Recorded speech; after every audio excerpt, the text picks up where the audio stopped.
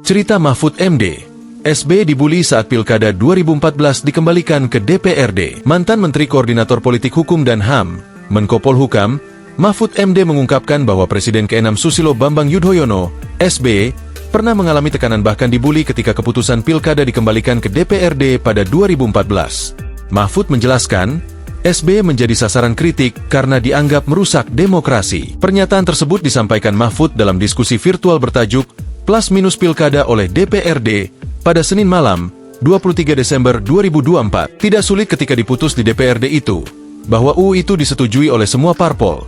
Bahkan di DPR juga itu sudah disetujui di tingkat 1, di tingkat 2 di voting. PDIP kemudian walkout, tapi tetap menang. Pilkada, kembali ke DPRD, ujar Mahfud.